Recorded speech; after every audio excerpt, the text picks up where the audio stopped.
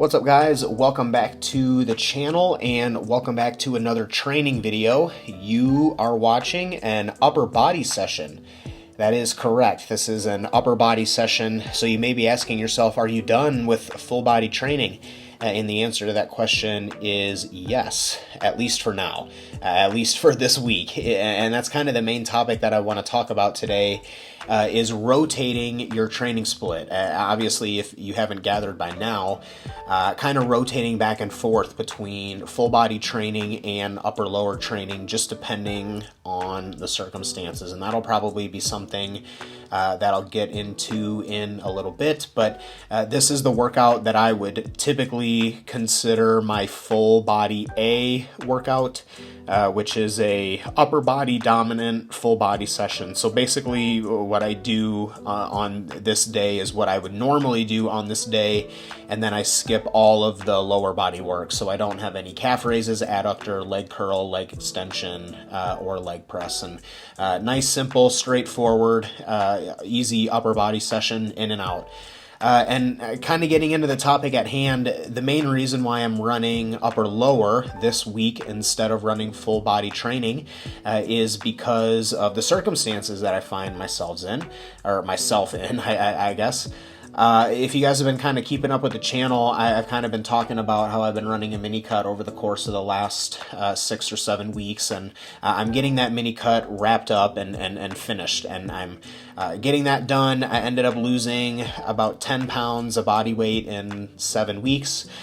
Could have been better. Honestly, I had a lot of life events and everything that kind of went on, and I had a lot of times where I cheated on the diet, but obviously this wasn't a prep, so I wasn't super duper locked in with it during those times, but still pretty happy with the results of it. But during that time, I was continuing to run full body training, which was going very good. But the combination of decreased food, dropping body weight, and progressing my lifts kind of had my body in a position where it was pretty beat up, particularly in my legs. And I was actually starting to see some regressions within my training, particularly on my quad compound movements. My leg presses and hack squats and pendulum squats and stuff were starting to regress. So I kind of took that as a sign that I needed to scale back on my lower body training and kind of give my legs an opportunity to rest and recover. And I'm kind of coinciding that in with getting more calories added into my diet so that I can get my next bulking surplus phase, whatever word you guys want to use to describe that. Basically getting my body weight going back up in the other direction, getting big, getting stronger, and just continuing to progress lifts as normal while being in a calorie surplus. So the reason why we're switching from full body training to upper lower here is because it gives an extra day of rest in between bouts of training every muscle, but in particular in between training my legs. When I'm training full body every other day, I'm obviously hitting my body every other day, and I'm only getting 1 day of rest in between bouts of training. And by switching to upper lower and running that upper lower rest, I get 2 days off in between of each lower body day, and then subsequently 2 days off in between every single upper day. And this kind of serves as a little bit of a deload for me.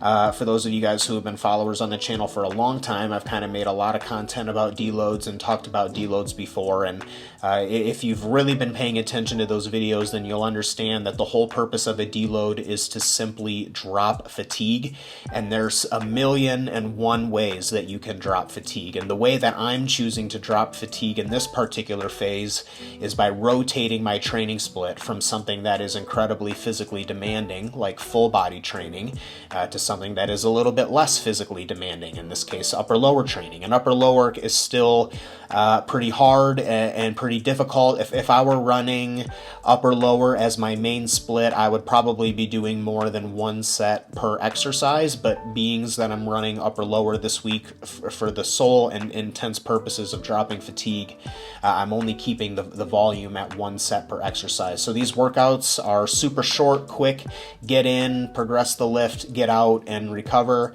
And I'm only about 3 days into this little phase that I'm in, and I'm already feeling considerably better. What you're watching is an upper body training session, but I did a lower body training session the day after this and progressed all of my lifts like crazy, in some instances more than one rep at a time. So the combination of dropping the fatigue with upper lower this week combined with getting more food added into the diet has already kind of started to show some positivity with the way that things are going, and obviously really excited just to kind of continue to keep this going. Kind of getting into some of the other instances in which I would probably rotate a training split. I think the main instance with doing this would be in a contest prep, and specifically kind of as you get subsequently leaner. Just to kind of give you an idea of what this would look like for someone like me. Starting off, coming out of the off season, I would be running full body training, and then the goal would be to maintain full body training for as long as I could throughout the course of the diet. But inevitably, there's going to come a point in time where I've gotten so lean and I've lost so much weight and I'm eating so little food and my sleep is starting to get impacted and my recovery capabilities are so low that being able to recover from full body training may no longer be a possibility. So in that scenario, I would rotate the training split over into upper lower, as I mentioned earlier, to give each muscle group an extra day of rest in between bouts of training, and then I would hopefully, theoretically, be able to progress on upper lower for a certain amount of time until I would potentially stall out on that split, and then would need to rotate into push-pull legs. And by the time I would be training push-pull legs, I would hope that I would be pretty lean and kind of coming into the tail end of the prep by that point. But if for some reason I was so absolutely fatigued that even push-pull legs training was getting hard to recover from, you'd kind of rotate the split there into something like more of a bro split or a body part split. But I just don't really see that being really applicable to anybody that's going to be watching this video, to be completely honest with you, unless you're like a top level national guy or an IFBB pro who happens to be watching my channel. That's probably not going to be very applicable for you. Maybe some other times where rotating your training split would be applicable would maybe be a week where things are particularly busy. I've kind of talked about this before in some of my other training videos, but one of the big downsides to full body training is that the full body training sessions can be particularly long. So maybe you have a busy week of school, work, life events, etc., whatever it is that's going on in your particular life. And maybe you can't go to the gym 4 days this week for 2.5 hours at a time, but maybe you can go 5 days this week for an hour and a half, and that would maybe be a good time to rotate between, the full body training split to upper lower or a push-pull legs, upper lower combination. So in terms of rotating the training split, it's not something that you want to get into doing on a super frequent basis, at least not in my opinion. Unless you're working like a super crazy busy work lifestyle, I can't really foresee any scenario where you would be rotating your training split on like a week-to-week basis. Like this week I'm following full body, next week I'm following upper lower, the week after that I'm following push-pull legs. I can't really think of any instances where that would be applicable. And preferably, if I was going to be rotating through training splits, I'd like to be rotating through 2 of them and not 3. So maybe rotating between full body and upper lower, or upper lower and push-pull legs, instead of full body, upper lower, and push-pull legs. I think the more moving parts that you have, the more room for error there, but I think rotating between a couple of training splits, 2 of them in particular, is a tool that some advanced lifters would be able to benefit from.